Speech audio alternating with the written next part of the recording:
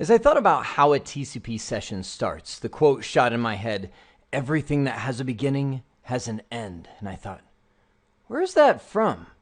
Oh, it's the Oracle in the Matrix.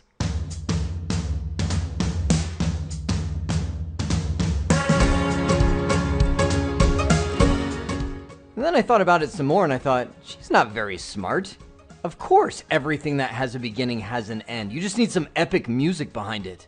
Everything that has an end had a beginning. So by the time we're done here, we're going to surf the web a little and see how it all started.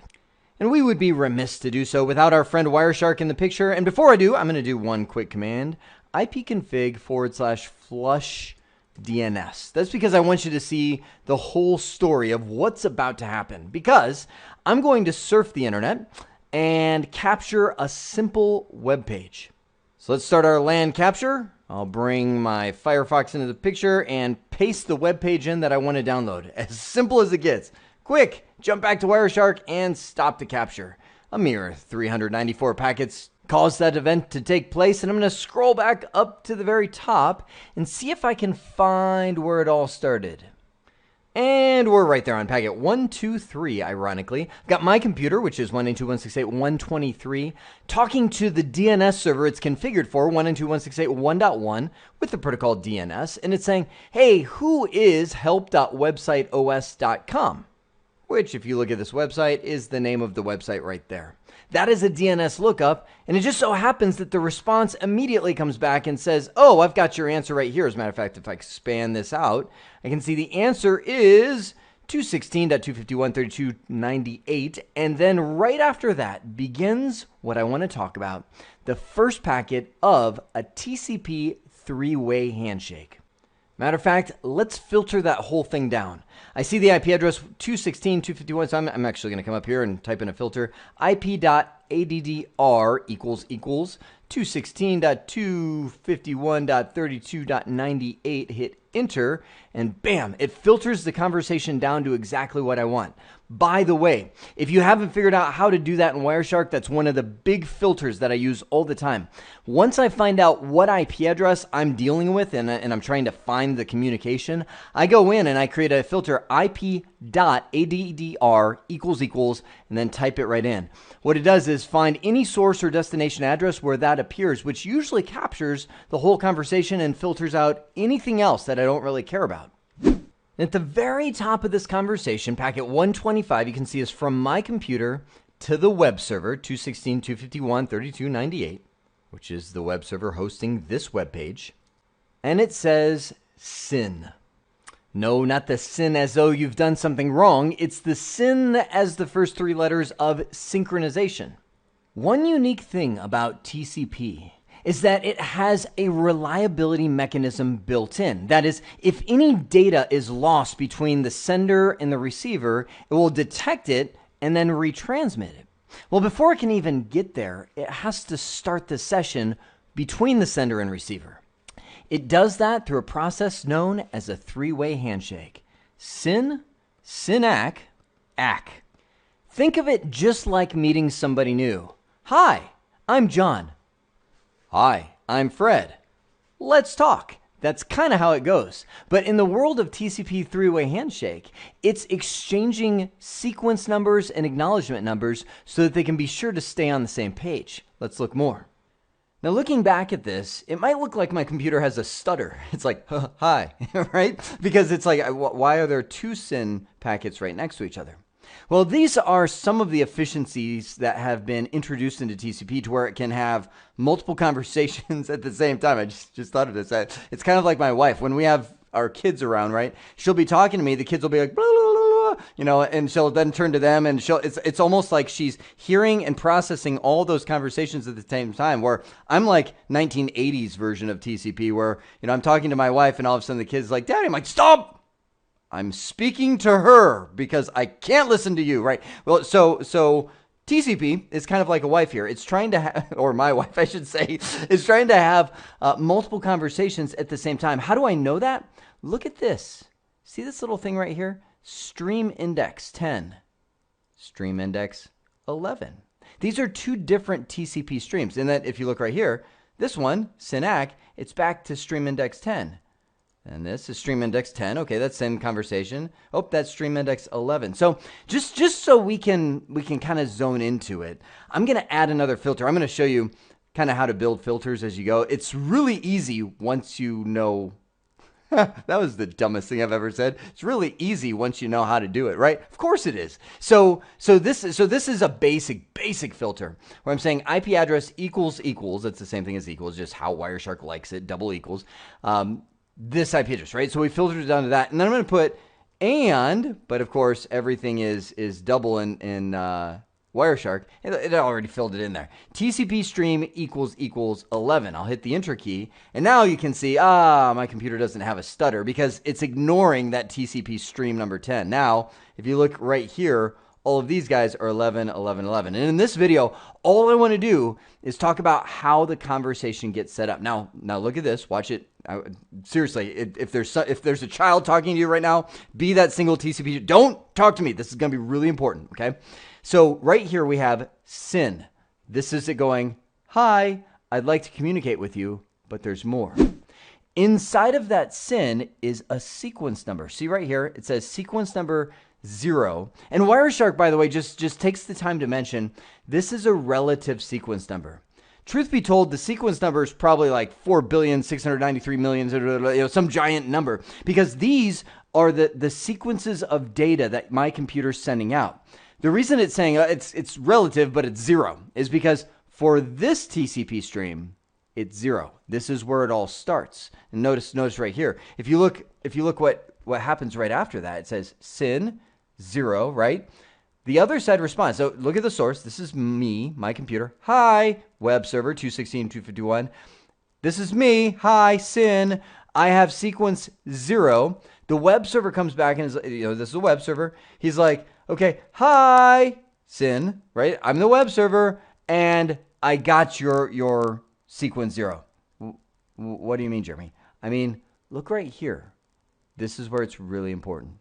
Sequence 0, ACK 1. What does that mean? It means I got your 0, and I'm now expecting your next sequence to be 1. Roughly speaking, it's not exactly this way, but I want you to follow. I just sent packet number 0. The computer receives it and sends a message back saying, got that. Next one that you're going to send me is 1. What that tells my computer when it receives it is, oh, he got 0. Okay, so I'm going to send him 1 now. Now, imagine every one is just 1 digit. When he gets the next one, he got 1.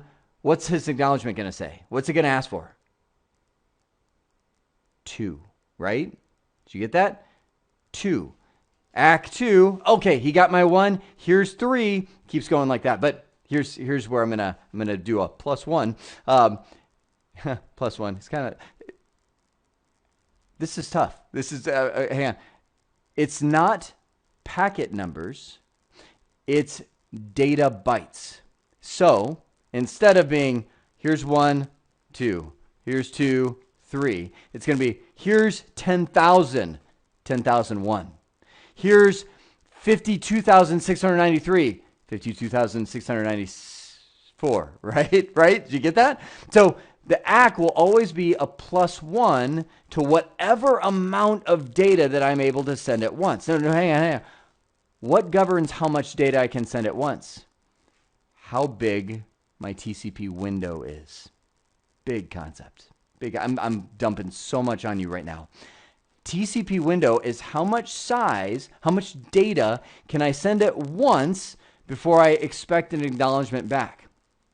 TCP is designed to get faster the more reliable it detects the network being. So much I want to tell you right now. I'm just trying to. But so here's what I mean. Have you ever done this? Have you ever been in Windows and you drop a big file, like you're copying a file, or Mac? Mac does the same thing. You copy a big file, and it comes up. It's like time estimate 1 day, 5 hours. You're like, what? And it's like, no, never mind. 2 hours. You're like, 2 hours. It's like, no, 5 minutes. What? Like, is Mac crazy? Is Windows crazy? Why has it got this crazy time estimate? Is because the way TCP windowing works is it will send a small amount of data, get an acknowledgement back. Windows looks at that and goes, okay, well, that's great, but if we're just sending a small amount of data and acknowledge, small amount of data, it's going to take like a day and a half. And that's where we're like, you're crazy, Windows. Well, behind the scenes, by the time we get the words you're crazy out of our mouths, it's already like, let me try sending a little bit more. Okay, here's a big chunk of data. Got it all? Okay, got it back. And then that's when you start seeing the time shrink down, is when you can send a whole bunch of data and just get one acknowledgement back. Oh man, there was so much goodness right there. I just want you to like rewind that like 5 times and just listen to it again. Okay, so now let me pick up from here. Notice right here, it's saying, okay, send sequence 0. Notice this little gem it's got right here. It's saying, my default window size, meaning my computer, 192.168.123, my window size is 64,240. Oh, wait. Does that make sense? My normal TCP window size is that much data. The web server responds, and it's like, well, my window size is 4,380. Matter of fact, down here, you can see that little embedded chunk right in the packet. Truth be told, as you see this go down, you notice these window size start jumping all over the place. This is known as a TCP sliding window, meaning the computer and the server are adjusting and increasing and decreasing that window size based on how much buffer space they have to hold that data. In a way, it's telling the other side how much data it's allowed to send before you go, okay, wait, let me process that. I'll give you acknowledgement, and then you can send me some more. It's very human-like, right? If you're married, you know what I'm talking about. You'll be talking. You're like, okay, hang on, give me a sec. Okay, so what you're saying is that, right? So same kind of thing. The computers are like, I only got so much memory, so tell me, okay, I got it. Let me process that. Okay, send me some more. Okay, so let me bring this back. I'm going to put these puzzle pieces together because this is supposed to be just key concept 1 and 2, and I'm kind of tiptoeing into some of the other concepts I want to talk about in other videos. So let me just assemble this for now. Every time our computers want to speak to each other, either two computers talking or a computer to a server it doesn't matter. If they're using TCP to communicate, it will always start with a 3-way handshake. SYN, SYN-ACK, ACK. The one who sends the SYN is the one who's trying to start the conversation. So this computer initiated the communication, and in that SYN, he says, here's my starting sequence number for the data I'm going to send. In our case, the relative sequence number was 0. The server gets it, acknowledges that 0 by saying, I got your 0, so I'll include acknowledgement number 1. And by the way, this is where I'm going to add a little bit to it, my starting sequence number will be, let's just say, 0 as well. Because remember, this is 2-way conversation. And the last little bit is the initiator responds back and says, I got your 0. Oh, and how do you think he says that? By sending acknowledgement number 1 this direction as well. Bidirectional 2-way conversation. Each side having their own sequence number, each side having their own acknowledgement number. And it's this sequence number and acknowledgement number that keeps them on track the entire time. Once they've got that starting point, so these guys started from 0 and then they quickly moved to a 1. We just happened to name them. It's Bob and Lois. The next message that's probably going to be sent by Bob will be an HTTP GET message because we're trying to access a website. Get blah. And it's actually not a URL, it's a HTTP command. And maybe that request is, let's just say, 20 bytes of data. That means that his sequence number will increase to 21. The original sequence number we were at plus 20. Shoots over here. This guy, to confirm he got that request, will send back acknowledgement number what? Come on, think about it. Pause the video if you have to. Acknowledgement number 22, right? Because that says, I got your 21. Next one I'm expecting is 22. And he might send a little data of his own with this. He might send the first 1,000 bytes of that web page if we were downloading it. Which, by the way, would put him at sequence number 1001. That's 1000 plus his starting sequence number. And when this guy gets it, he's going to send back acknowledgement number what? Come on, you're getting it, right? 1002. Saying, I got your 1001. Start with 1000 2, and the server will probably be happy to oblige.